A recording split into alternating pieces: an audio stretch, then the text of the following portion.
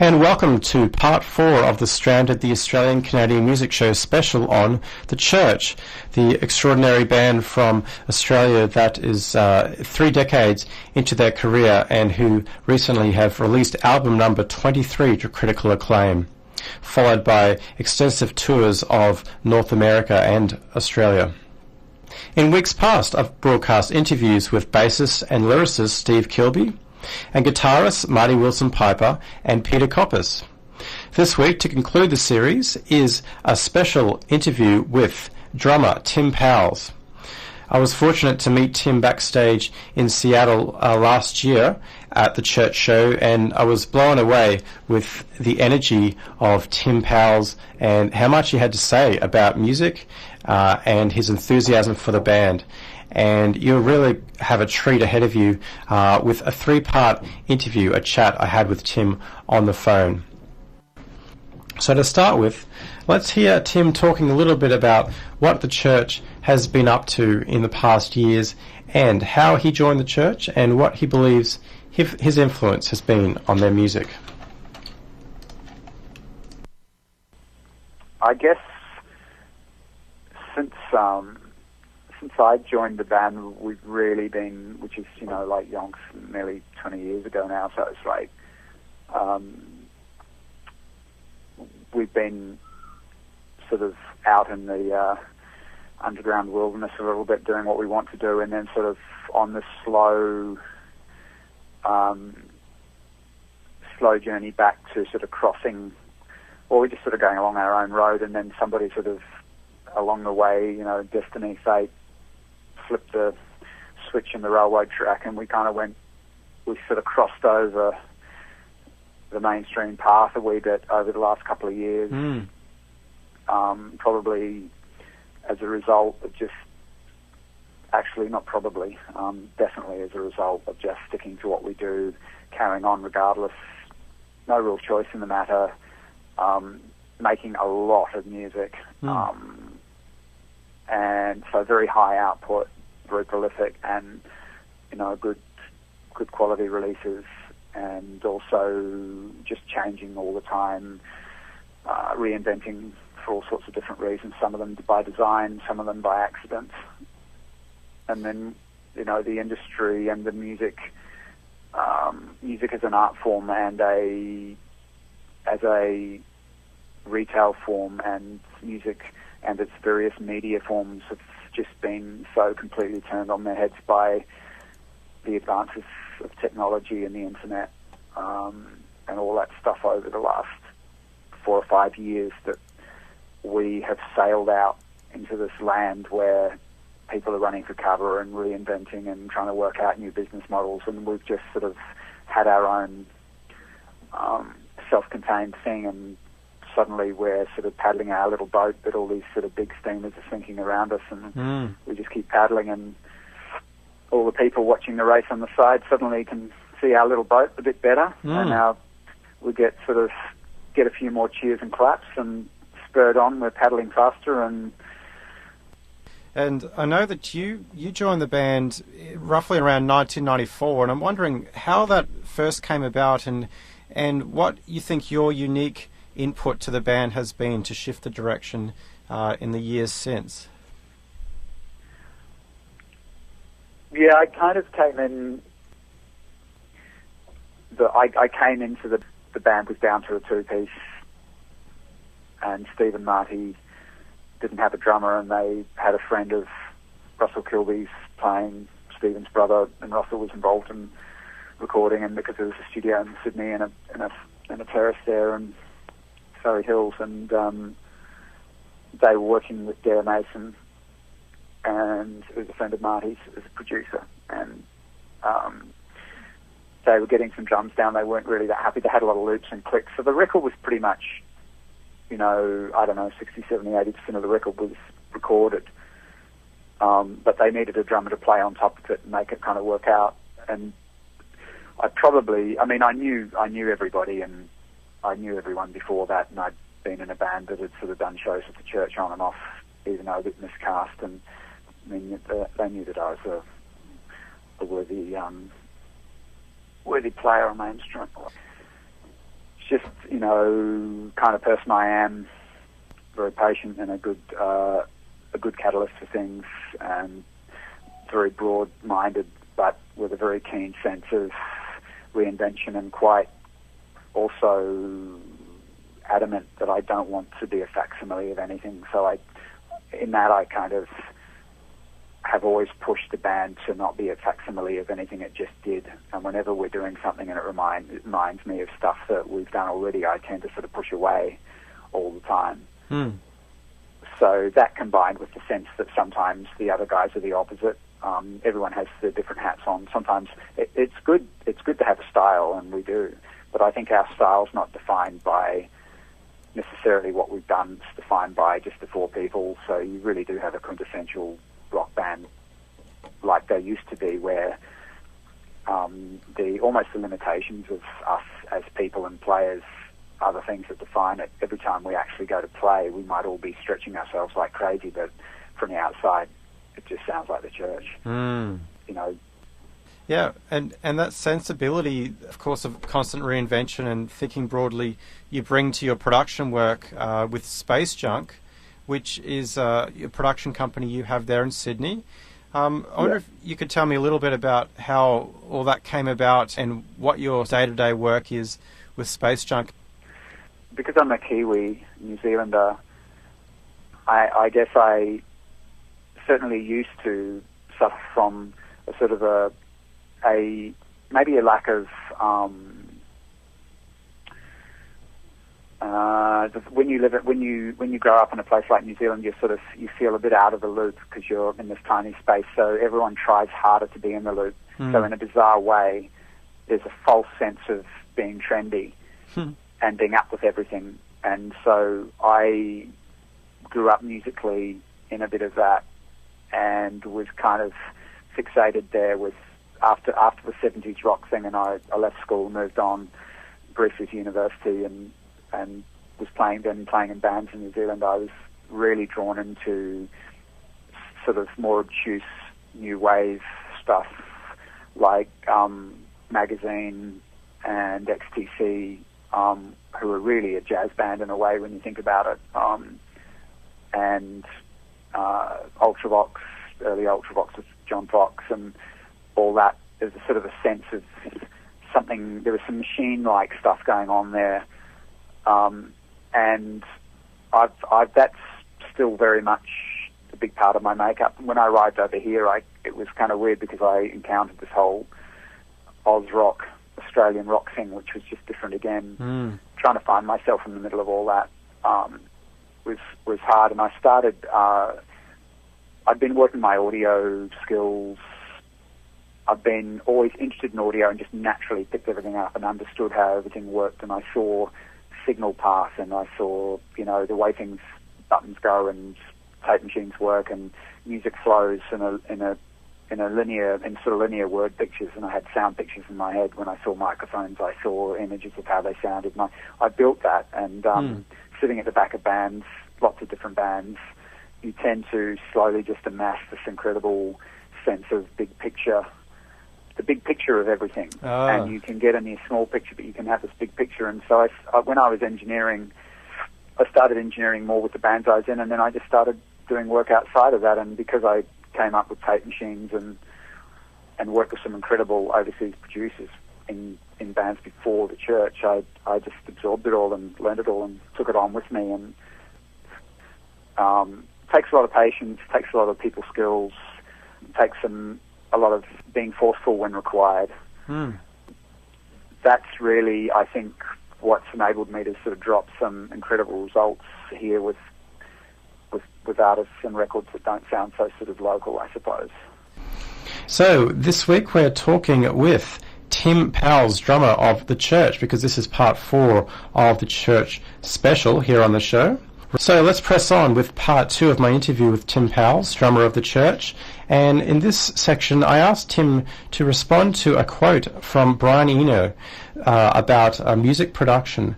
And Tim actually put this quote up on his website. And I was interested in if he could expand and comment on what Brian Eno had to say. I wanted to actually read out for you and see if you could add and comment on the quote from Brian Eno that you put up on your Space Junk site. I'm going to read it word for the listeners, because it's sort of along the lines of what you're talking about. It says, well, what's different is that in 1978 was the era of musicians, while now is the era of producers. Like the 18th and 19th century was about those who understood the great innovation of that time, the orchestra.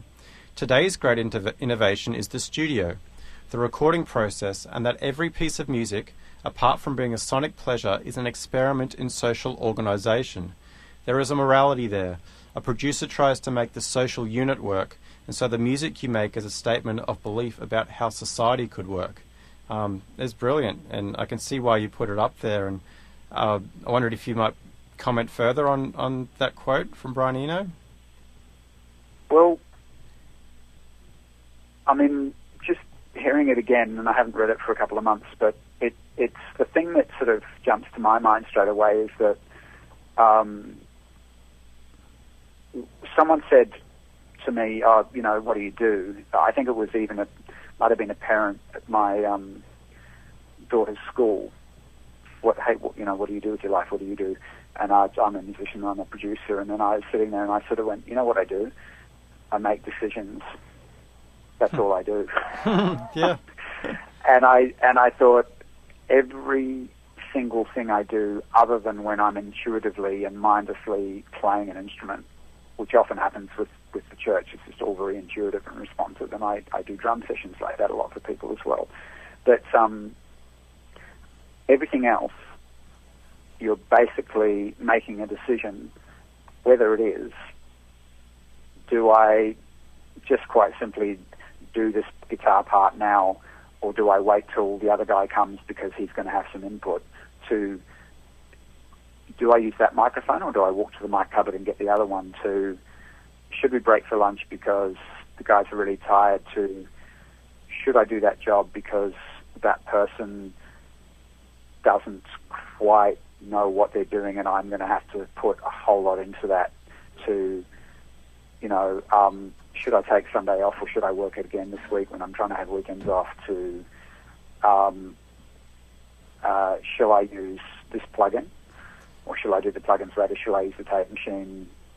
And then telling people constantly what they have to do, and particularly with younger bands, I'm finding that the parenting aspect of being a producer is just like massive. And it's developed even more because the dynamic in the studio, which I don't think Eno knew at the time, that's changed is that, and this comes back to the social bit, it comes back to the social relationship of young people has changed massively because of technology. So social media has changed the interpersonal relationships of the musicians in the band and between themselves, and also how they relate to the outside world. So as a band, they can sit somewhere in their tour van and go, hey, we just did that, whack that up on YouTube, bang, it's out there, it's instant, it's gone.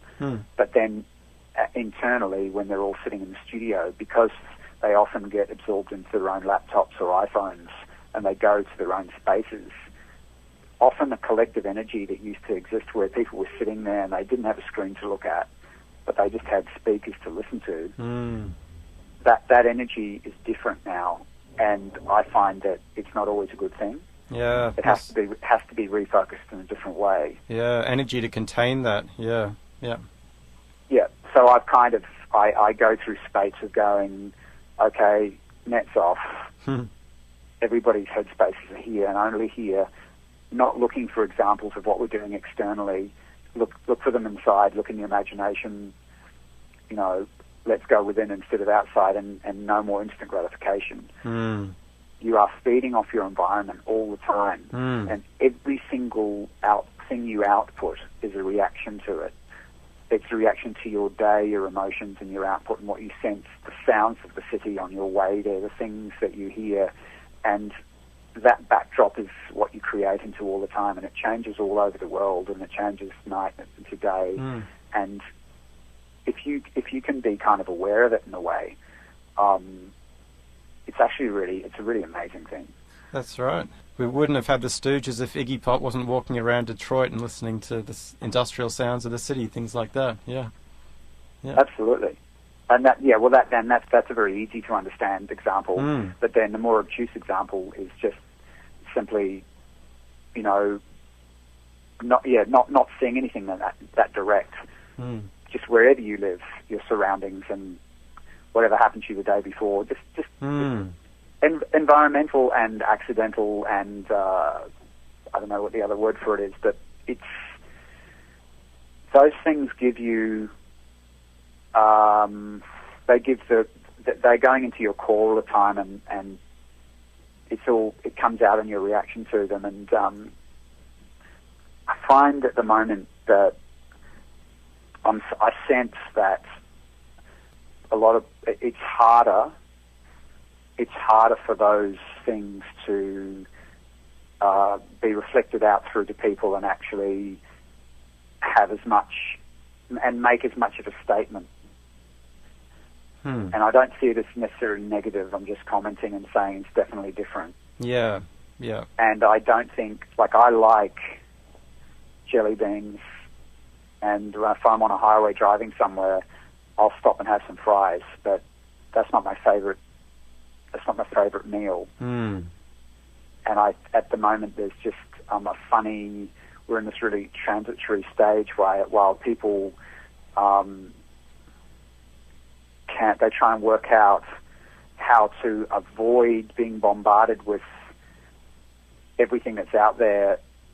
Can you kind of insulate yourself so you can react to the environment instead of actually being constantly projecting yourself out particularly into the virtual environment, which it's so dangerous because you can find an example of yourself out there doing what you're doing anywhere, and it's kind of, in a way, you don't want to sort of know that. Yeah. And I think there's too many people listening and going, hey, they've done that. Hey, everyone does that. That's naturally, and that's a natural thing. And there's famous stories about the Beatles hearing the Stones and the Stones hearing the Beatles, and British artists hearing American artists and being influenced, and vice versa. And hey, we're going to do our version of that, and you're going to do your version. So. But back then, the time that it took to articulate those changes and the way it was done was all happening on a different scale. Whereas now it's just instant. It's seconds. So Tim Powles, also known as Tim E. Bandit, his nickname Tim, capital E, on the website for his bio on the church, it says, Tim Powles bends time, moves time, keeps time, and has kept the church in time since 1994. And it's been amazing hearing him speak here in the exclusive interview. The two artists we heard just then were musicians that Tim has produced. We've heard a lot about Tim talking about the music production that he does and his ideas around that. And he records an eclectic range of musicians, including Mark Muldrow. You heard a track called The Buzzing of Bees from his album. And in contrast to that folk music, we heard a band called A Street-Like Song from their EP The Ocean Floor. We heard a couple of tracks from them, first Death Charge, and then track 2, which is called The Lighthouse. So some good examples there of the music that Tim Powles has been producing of late. So let's get into the final part of the interview with Tim, where he responds further to the quote from Brian Eno and provides his own reflections again about the state of music and his role as a mentor for folks. The other thing Eno said, which I thought was brilliant, was the gist of what he said was, in the history books in hundreds of years to come, when they look back at the history of the story of contemporary music, and they look at the end of last century into this century, they'll go, there was an odd little period in time when a few people made a completely disproportionate amount of money out of this music, were paid a fortune, and all became celebrities, and there was a bump there, and then it settled down, and it became an art form like every other art form. And I just totally agree with that. As much as it might seem pessimistic to some people in the business who are used to making a lot of money out of it, I just think that it's gone.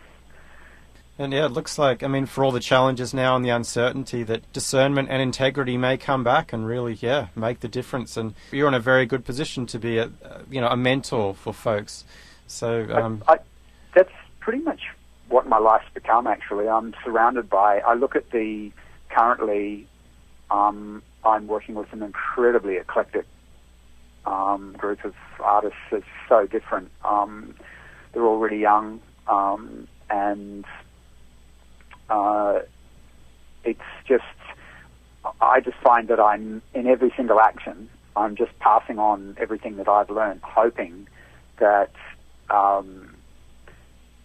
something from that goes in and helps. I mean, I know that it does in the music, because there's a reason why people want to make records with me. It's because there's something that I've been lucky enough to tap into in myself that goes through, that gives things a depth, gives it a quality. And it is a mentoring kind of a thing. And I just feel sad that a lot of people don't get the opportunity. They don't get to discover what record making, which isn't even a term you should really use, because I joked the other day, last night, we'd been in with a band called Regular John that I've been working with on their second album. It's very heavy music. It's heavy personality-wise. And the joke was, at a moment of tension in there, I just sort of said, gee, it's hard work today making these MP3s, isn't it? And it was sort of like, if you saw the situation in the studio, it was just a massive setup. I don't think I've ever had as big a collection of guitars, amps, vintage keyboards, and the guys, just between them all and between some of the stuff I've got here, it's so crammed in the studio at the moment. It's crazy. But just the bizarre, the simplicity of that statement, when you were just in the intense, the time, energy, standing in all that gear, the interpersonal relationships at the time with all the people, and having been worked on one song over and over, and we were on to like take 8, and we were working on the tape machine, and there was a lot of more to the process than bands are used to, because there's rewinding, and then we're dropping those takes into the computer. So it was very, very, really dense, really intense, and that simple statement of, gee, it's hard making MP3s today. It's that destination seems so just kind of almost, I mean, we just all burst out laughing, because it seemed like such a tiny little odd thing to be doing. Yeah. And it just sort of used to feel so much more